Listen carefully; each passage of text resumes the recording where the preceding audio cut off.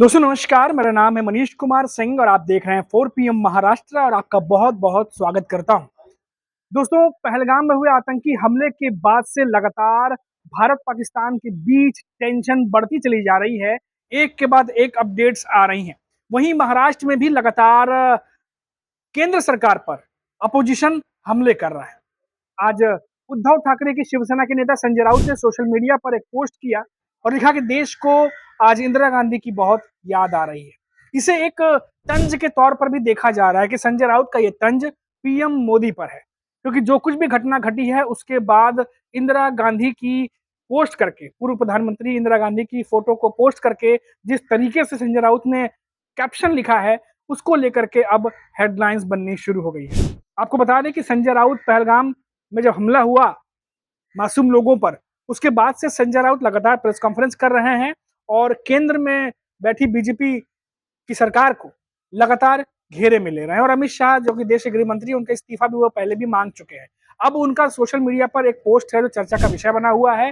वो है पूर्व प्रधानमंत्री इंदिरा गांधी की तस्वीर, जिस पर उन्होंने लिखा है कि आज देश को बहुत याद आ रही है। और ये बात इसलिए लिखी है कि दोस्तों, आपको याद होगा कि जब 1971 में किस तरीके से पाकिस्तान के दो हिस्से कर दिए गए थे और 93,000 सैनिकों को आत्मसमर्पण करना पड़ा था, जिसके बाद इंदिरा गांधी की इमेज एक मजबूत प्रधानमंत्री के तौर पर उभरी थी।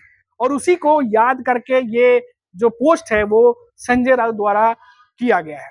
अब इसको लेकर के लगातार सियासत गर्म है, क्योंकि बार बार अपोजिशन ये बात कह रहा है कि पहलगाम में जो हमला हुआ, आतंकी हमला हुआ, वो उससे कितनी बड़ी चूक थी, क्या कमी रही, क्या खामियां रही, ये तमाम बातों को लेकर के बार बार केंद्र सरकार को या कहिए पीएम मोदी की सरकार को घेरे में ले रहा है। और महाराष्ट्र में भी सियासत जो है वो गरमाई हुई है इन सबके बीच में, क्योंकि लगातार हमने देखा कि बीच में उद्धव ठाकरे भी जो सर्वदलीय बैठक हुई थी उसमें शामिल नहीं हो पाए थे। और इसके बाद हमने देखा कि शरद पवार भी बीच में, हालांकि वो शरद पवार जो है वो महाविकास अघाड़ी गठबंधन में है, लेकिन वो भी ये लगातार कह रहे थे कि अब वक्त आ गया है, जो मौजूदा स्थिति में जो मांग है, जो आवश्यकता है, वो आवश्यकता है कड़ी कार्रवाई की। ये बात शरद पवार भी अपनी पहली प्रतिक्रिया में कह चुके हैं।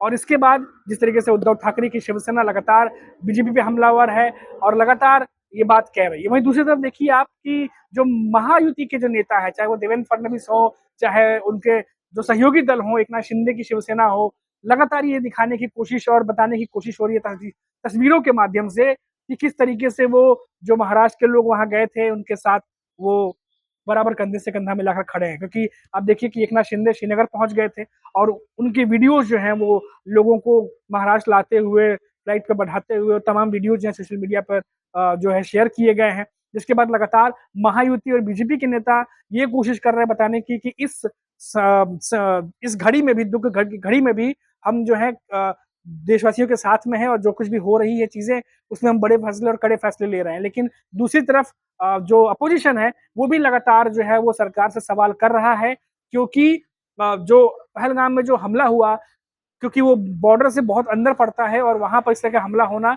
अपने आप में, क्योंकि वहां पर सिक्योरिटी और सब कुछ जो है वो केंद्र सरकार के हाथ में आती है, इसलिए केंद्र सरकार से जवाब भी मांगा जा रहा है। तो अब धीरे धीरे जो है वो सियासत एक तरफ, लेकिन भारत जो है वो मुंहतोड़ जवाब देने की पूरी तैयारी कर चुका है। आप लगातार देखिए किस तरीके से, चाहे वो वायुसेना हो, चाहे वो नेवी हो, हर तरीके से तैयारी दिखाई दे रही है। परीक्षण किया गया, जहां एक तरफ सागर में परीक्षण हो रहा है, वहीं दूसरी तरफ भारतीय वायुसेना के जो विमान है वो आसमान में गर्जना कर रहे हैं। और देखा जा रहा है कि इसका खौफ पाकिस्तान में साफ तौर पर दिखाई दे रहा है। और खौफ इतना कि रात की नींद उड़ी हुई है और उनकी जो वायुसेना है, जो उनके जो फाइटर जेट हैं, वो रात के अंधेरे में भी उड़ रहे हैं। तो ऐसे में देखा यह जा रहा है कि क्या अब आगे एक्शन होने जा रहा है, क्या आगे बड़ा जो एक्शन है भारत की तरफ से वो लिया जाएगा, क्योंकि तमाम देश जो है वो भारत के साथ इस समय खड़े नजर आ रहे हैं और पाकिस्तान इस बात को जानता है कि भारत कुछ बड़ा कर सकता है। और यही वजह है कि पूरे अंदर खौफ नजर आ रहा है। तो ये पूरी अपडेट थी महाराष्ट्र की,